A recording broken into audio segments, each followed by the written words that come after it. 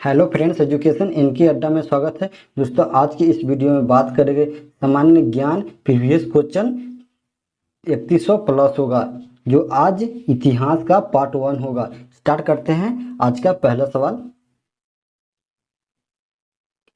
सिंधु घाटी सभ्यता डैश वर्ष पुरानी है और दक्षिण में गंगा घाटी के निचले क्षेत्र एवं उत्तर में मलवा तट फैली हुई थी। इसका सही आंसर हो जाएगा ऑप्शन नंबर सी, 3000 ईसा पूर्व। अगला सवाल,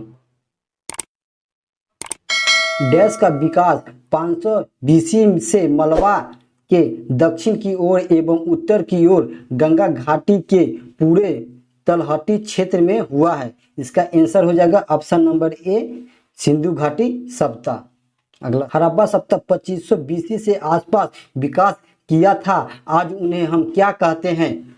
ऑप्शन नंबर बी हो जाएगा सही आंसर, पश्चिमी भारत और पाकिस्तान कहते हैं।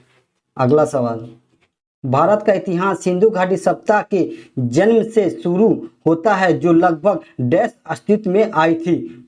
ऑप्शन नंबर ए हो जाएगा 2500 ईसा पूर्व अस्तित्व में आई थी। अगला सवाल, सिंधु घाटी सभ्यता की सबसे महत्वपूर्ण विशेषता क्या थी? ऑप्शन नंबर सी हो जाएगा आंसर, ईंटों के बने भवन। अगला सवाल, सिंधु घाटी सभ्यता है, ऑप्शन नंबर डी हो जाएगा कश युगीन सभ्यता है। अगला सवाल, के लोग डैश बनाने के लिए तांबे और टीन को मिश्रित करते थे। ऑप्शन नंबर बी हो जाएगा कांस्य को मिश्रित करते थे। अगला सवाल, निम्नलिखित में से कौन सा सिंधु घाटी सभ्यता का महत्वपूर्ण स्थान नहीं है? ऑप्शन नंबर बी हो जाएगा सही आंसर, आजमगढ़। अगला सवाल, मोहनजोदड़ो नाम का अर्थ डैश में मुर्दों का टीला है। इसका सही आंसर हो जाएगा डी, सिंधु भाषा में मुर्दों का टीला है। अगला सवाल, हड़प्पा के लोग निम्नलिखित भगवान में से किसकी पूजा नहीं करते थे? विष्णु भगवान की पूजा नहीं करते थे। ऑप्शन नंबर बी सही आंसर हो जाएगा। सिंधु घाटी सभ्यता के लोग डैश की पूजा करते थे। ऑप्शन डी हो जाएगा सही आंसर, पशुपति भगवान के। धौलावीरा एक पुरातात्विक स्थान किस समयावधि से जुड़ी हुई है? यह हो जाएगा ऑप्शन नंबर सी सही आंसर, सिंधु घाटी सभ्यता। सबसे पुराना वेद डैश है? ऋग्वेद हो जाएगा ऑप्शन नंबर डी।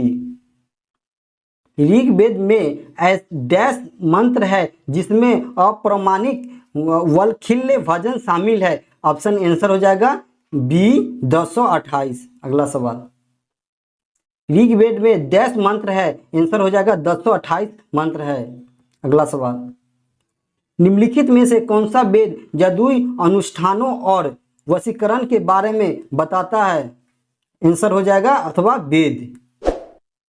अगला सवाल, निम्नलिखित में से कौन से वेद में संगीत का वर्णन होता है? इसका सही आंसर हो जाएगा option number A, Samaveda.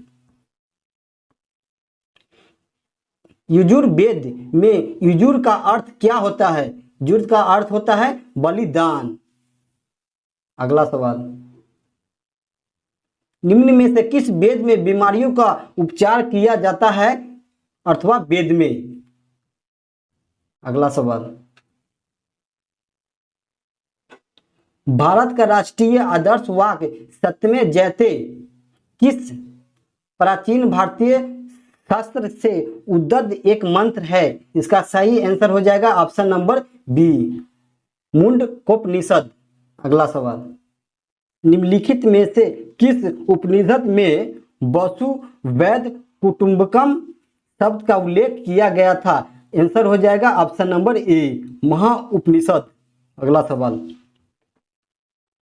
Dash उपनिषदों में से डैश उपनिषद मुख्य माने जाते हैं? इसका उपनिषद हो जाएगा 108 और मुख्य है 11। ऑप्शन नंबर ए हो जाएगा सही आंसर।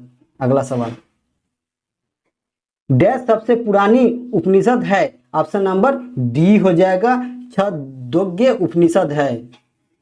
अगला सवाल, प्रारंभिक भारतीय दार्शनिक के अनुसार प्रत्येक वस्तु डैश मूल तत्व से बनी होती है? 5 मूल तत्व से। ऑप्शन नंबर डी हो जाएगा। अगला सवाल,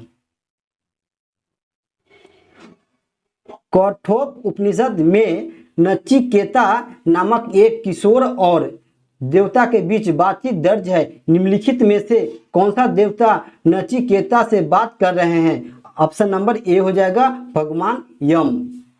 अगला सवाल, आर्य संस्कृति में सर्वोच्च काल में गंगा घाटी के जनपद जो संख्या में डैश थे महाजनपद बन गए थे? ऑप्शन नंबर ए हो जाएगा 16।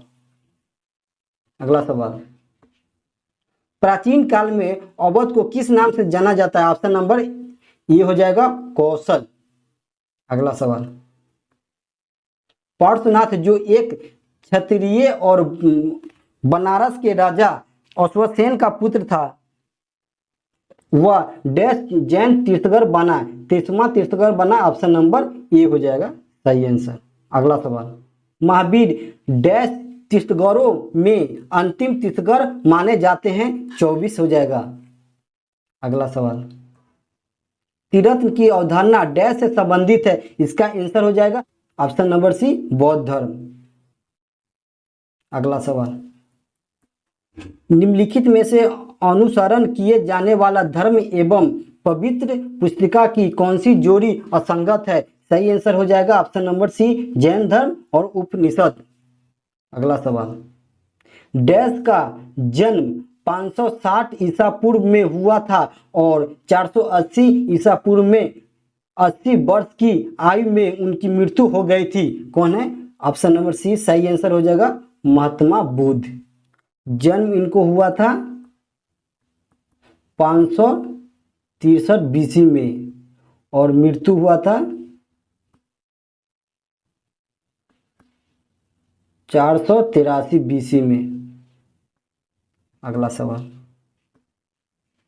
किस वृक्ष के नीचे रानी माया देवी ने गौतम बुद्ध को जन्म दिया था? ऑप्शन नंबर ए हो जाएगा सही आंसर साल वृक्ष के नीचे।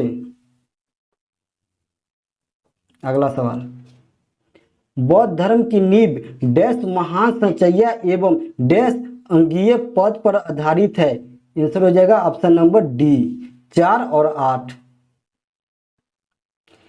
निम्नलिखित में से कौन सा भगवान बुद्ध की 4 महान संचय्या में नहीं है? ऑप्शन नंबर सी हो जाएगा सही आंसर, यदि इच्छाओं से छुटकारा नहीं मिलता है तो दुख से निवारण हो सकता है। यह गलत है। अगला सवाल, त्रिपिटक पवित्र धर्म ग्रंथ कौन से धर्म से संबंधित है? सही आंसर हो जाएगा ऑप्शन नंबर डी बौद्ध धर्म। अगला सवाल, त्रिपिटक डैश उपदेशों का सबसे पहला संग्रह कौन है? बौद्ध धर्म। Option number C. अगला सवाल, गौतम बुद्ध ने अपना प्रथम प्रवचन कहाँ दिया था? ऑप्शन नंबर बी हो जाएगा सारनाथ में दिया था प्रथम प्रवचन। अगला सवाल, गौतम बुद्ध को ज्ञान कहाँ पर प्राप्त हुआ था? बोध गया में प्राप्त हुआ था। ऑप्शन नंबर ए हो जाएगा। अगला सवाल, बौद्ध ग्रंथ का अध्ययन करने के लिए विजयवाड़ा में कौन सा चीनी विद्वान रहा था? ऑप्शन नंबर बी हो जाएगा जुआन जांग।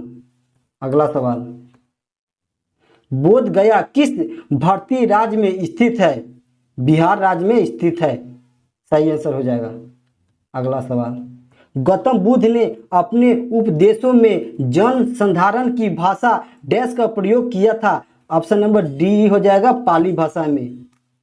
अगला सवाल, गौतम बुद्ध ने अपना पहला उपदेश डैश में दिया था? ऑप्शन आंसर हो जाएगा ऑप्शन नंबर सी सारनाथ में। जातक कथाओं में डैश के बाद जन्म और उनके पूर्व जीवन का वर्णन मिलता है? बुद्ध का मिलता है। ऑप्शन नंबर ए हो जाएगा सही आंसर। अगला सवाल, जैन धर्म और बौद्ध धर्म के उदय में भारत में ईसा पूर्व डैश शताब्दी में धार्मिक अशांति देखी गई थी? ऑप्शन नंबर ए थी। अगला सवाल, गौतम बुद्ध की मां का नाम क्या है? माया देवी। ऑप्शन नंबर ए हो जाएगा सही आंसर।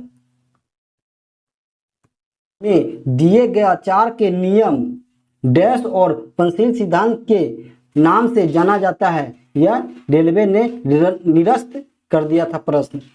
अगला सवाल, डैश वास्तुकला में मुख्य रूप से चैत्य, विहार, स्तूप और स्तंभ होते हैं। ये बौद्ध धर्म में होते हैं। ऑप्शन नंबर बी हो जाएगा सही आंसर। अगला सवाल, बौद्ध तीर्थ स्थान दांतों का मंदिर यहाँ स्थित है। ऑप्शन नंबर बी हो जाएगा श्रीलंका में स्थित है।